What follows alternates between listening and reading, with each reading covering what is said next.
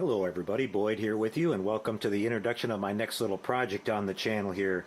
Well, you might be asking, Boyd, what are you doing with a 1/144 scale B-24D Liberator?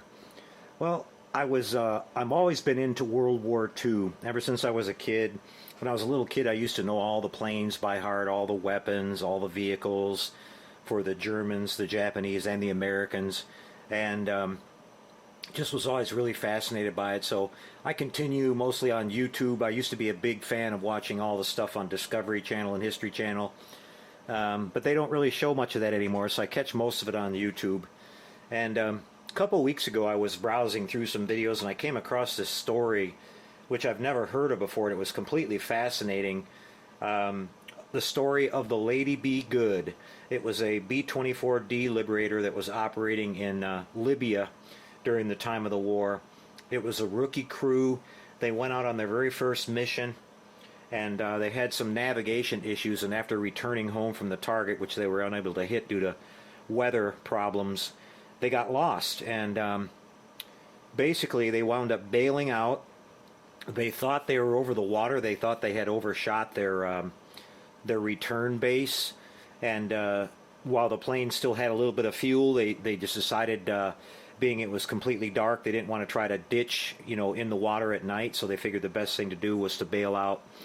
Well, it turns out when they bailed out that they were still over land, and the crew, all but one crewman survived the actual bailout, and they were able to gather each other up and get back together.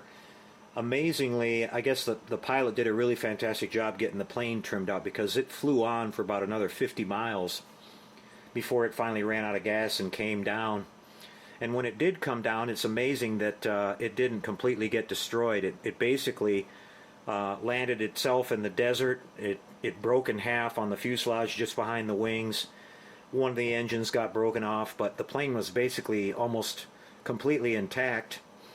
And the really fascinating story starts to come in, where it turns out that the plane, while reported missing, was never found until, I think, over 20 years after the war was over.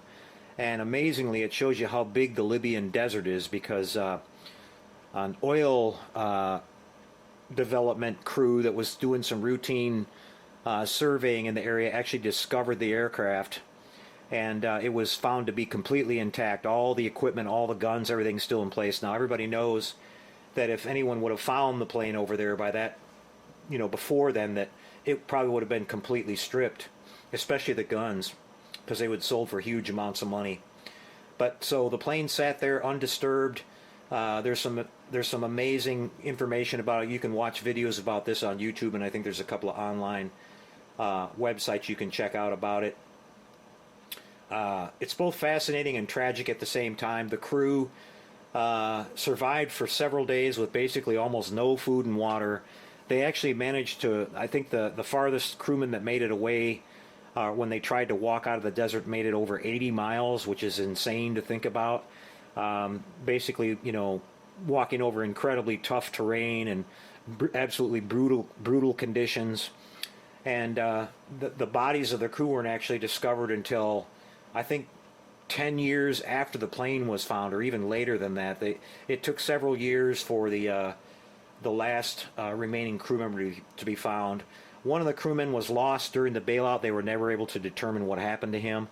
But it's just a fascinating story, and I guarantee if you go watch the videos about this on YouTube, you'll be completely fascinated by the whole thing.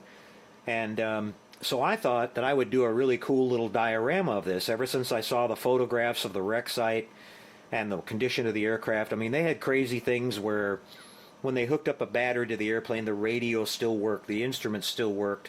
There was water on board, there was coffee on board that was still drinkable. It's just amazing what the desert can do as far as how it preserves everything. There's an example of that P-40 Warhawk that was just found a couple of years ago that was amazingly intact as well.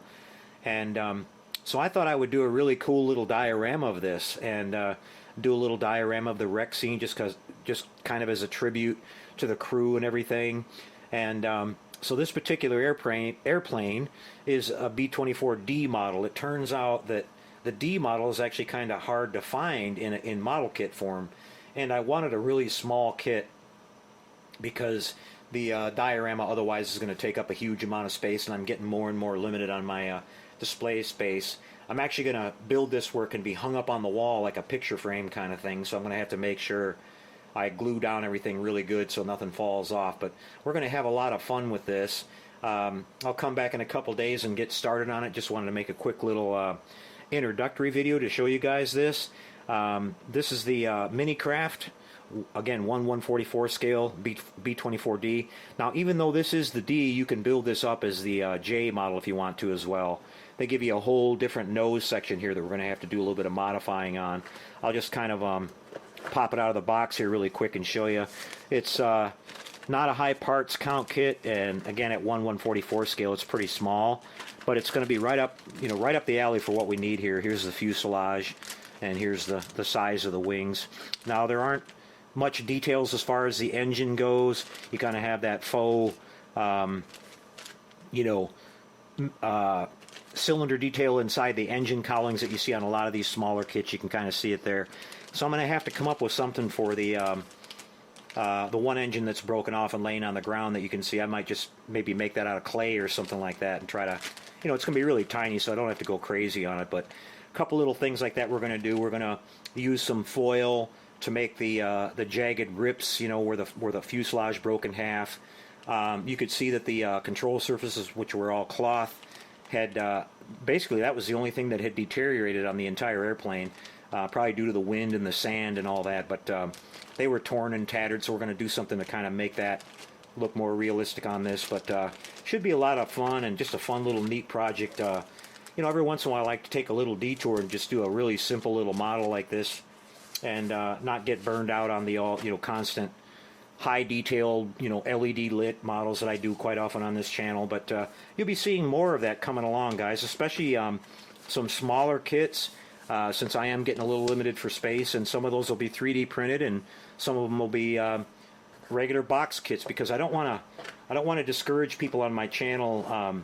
Even though I'm really fascinated with 3D printing, I don't want to discourage people on my channel that I don't do regular model kits anymore, because, let's face it, 3D printing is not available to everybody, and it can be frustrating to watch somebody build something and not be able to build it yourself, where you can't go out and get the same kit. So I'm definitely aware of that, you guys, so there'll be a nice balance here between, back and forth. But whenever I find a 3D printed model that really interests me, or it's something you can't get anywhere else, I'm going to be working with those. So, but hopefully you'll be patient, and we'll do a little bit of everything going forward here on the channel. So this should be a lot of fun, you guys. I hope you'll tune in and check it out. And we're going to try to capture most of the detail there on this small scale, and be a nice little display when we're done, and kind of, like I said, a little dedication to the amazing story. Do yourself a favor, if you're into World War II history, or just amazing stories in general, look up the videos about this on YouTube and check it out. It's just an incredible story, and it'll definitely be worth your time. Okay, guys, well, we'll see you next time, and until we do, take care out there, and happy modeling, everyone.